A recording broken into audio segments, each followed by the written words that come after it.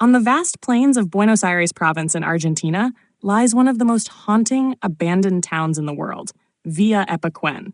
Once a thriving resort community famous for its saltwater lake with supposed healing properties, the town was destroyed in a catastrophic flood in 1985. For decades, it remained submerged underwater, its existence remembered only by former residents and a few fading photographs. When the waters finally receded, what emerged was a surreal landscape of crumbling ruins, dead trees, and skeletal remains of buildings. Today, Villa Epecuén stands as a stark reminder of nature's power and the fragility of human settlements.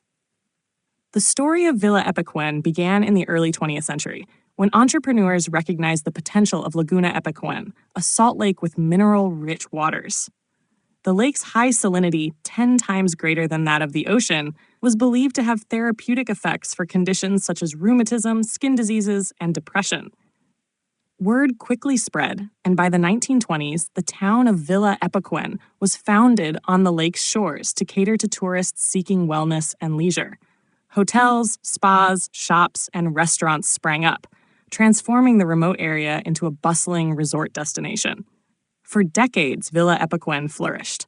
At its peak in the 1960s and 1970s, the town hosted as many as 25,000 tourists during the busy summer season. Visitors came not only from across Argentina, but also from abroad, eager to float effortlessly in the dense waters of the lake and enjoy the amenities of a modern resort town. The community itself grew to include around 1,500 permanent residents, many of whom owned businesses that thrived on tourism. Streets buzzed with life, hotels were filled, and the lake's shoreline became a symbol of prosperity. However, beneath this success lay a vulnerability that would eventually spell disaster. The lake was naturally fed by rainfall and surrounding streams, and over time, water levels rose and fell dramatically. In the late 1970s and early 1980s, a series of unusually heavy rains swelled the lake to dangerous levels. Engineers attempted to manage the situation by building levees and flood control systems, but these efforts proved insufficient. On November 10, 1985, disaster struck when a storm broke through the levees, sending a wall of water rushing into Villa Epecuén. The town was swallowed almost overnight. Within days, homes, businesses, and streets were submerged under several meters of water.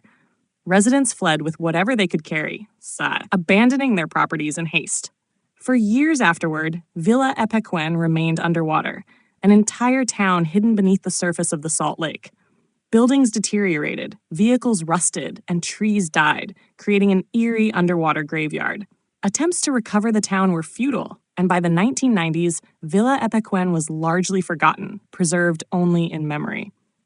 In the 2000s, after 2 decades, the waters began to recede due to climatic changes and adjustments in regional water management. Slowly, the ruins of Villa Epecuén emerged, revealing a ghostly landscape unlike any other. Streets that had once been lively were now covered in salt crusts. Houses stood in skeletal form, their walls eroded and roofs collapsed. Rusted cars, twisted iron, and remnants of everyday life were scattered throughout. Dead trees, bleached by salt, stood like silent sentinels over the ruins. The effect was apocalyptic, a town petrified in salt, as if time itself had stopped. Today, Villa Epecuén is open to visitors as a haunting tourist attraction. People travel from around the world to walk through its ruins, exploring remnants of hotels, swimming pools, cemeteries, and homes. The eerie silence is punctuated only by the crunch of salt underfoot and the wind sweeping across the plains. The site has also gained attention from photographers, filmmakers, and urban explorers who are drawn to its unique atmosphere. It has even been featured in documentaries and extreme sports events, most notably when cyclist Danny McAskill performed stunts through the ruins, bringing global visibility to the town. Perhaps the most poignant symbol of Villa Epecuén is Pablo Novak, the town's sole resident. Now elderly, Novak returned to live among the ruins in the early 2000s, refusing to abandon the place he once called home. His presence has become emblematic of resilience and memory, a reminder that behind the ruins lie stories of families, businesses, and lives forever altered by disaster. He often greets visitors and shares firsthand accounts of the flood, embodying the spirit of the lost community. Villa Epecuén's story resonates beyond Argentina as a cautionary tale about human vulnerability to natural forces.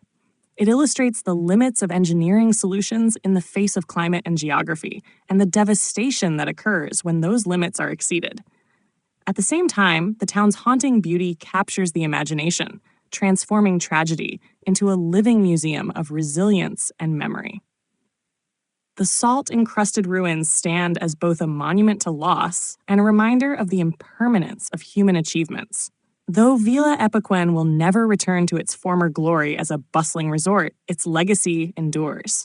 Visitors who walk its ruins often describe a powerful sense of reflection, imagining the vibrant streets that once existed beneath their feet.